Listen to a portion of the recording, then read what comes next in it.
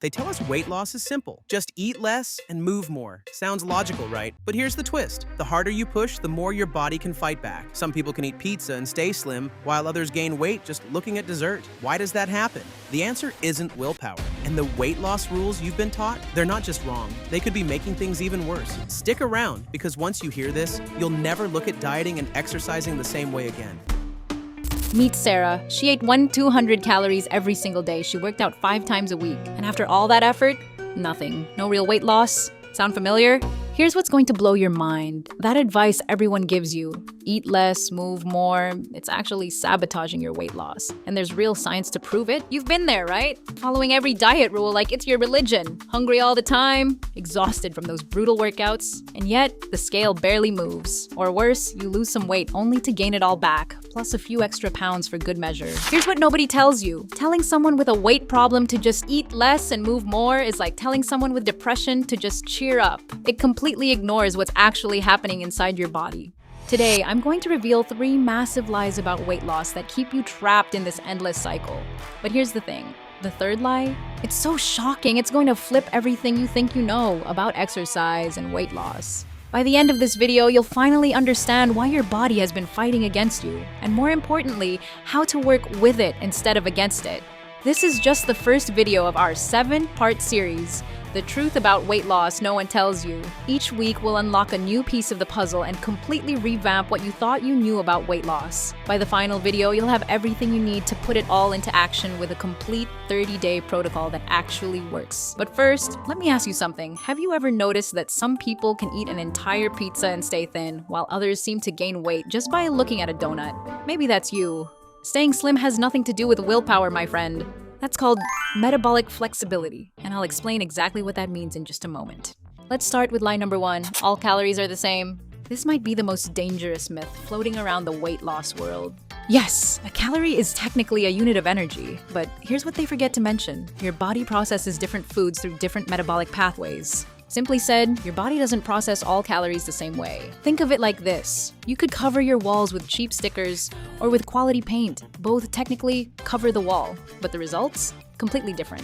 That's how calories work in your body. When you eat 200 calories of cookies versus 200 calories of salmon and vegetables, your hormones respond in totally different ways. Those cookies, they spike your insulin, trigger massive cravings, and basically send a signal to your body saying, store this as fat. Salmon and vegetables, they stabilize your blood sugar, increase your metabolism, and tell your body, hey, it's safe to burn some fat now. Same calories, totally different outcome. And this leads us to the second lie. Weight loss is all about willpower. Listen to me very carefully. If you've struggled with weight loss, it is not because you lack willpower. You're not weak. You're not lazy. You're fighting against incredibly powerful biological forces that are literally designed to keep you alive. Your body has these hormones called leptin and ghrelin. They control hunger and satiety.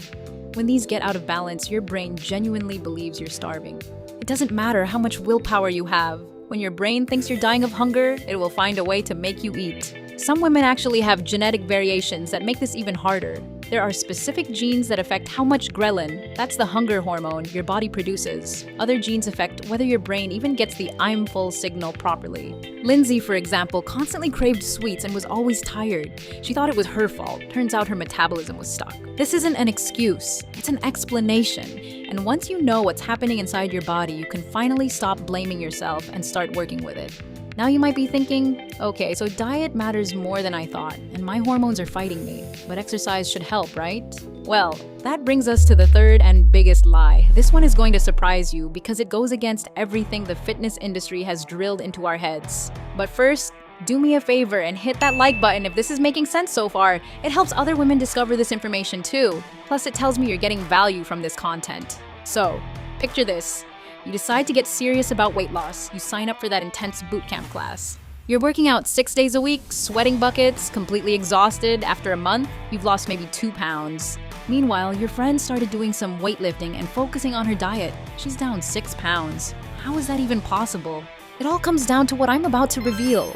Lie number 3, exercise is the key to weight loss. This one surprises people the most, and it might be the most important thing I tell you today. The fitness industry has convinced us that exercise is the magic key to weight loss.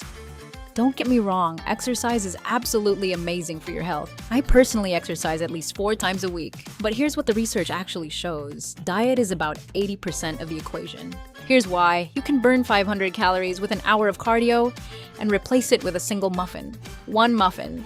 And here's the truly shocking part. Too much exercise can actually work against you as it raises cortisol, your stress hormone. And high cortisol tells your body to hold on to fat, especially around your belly.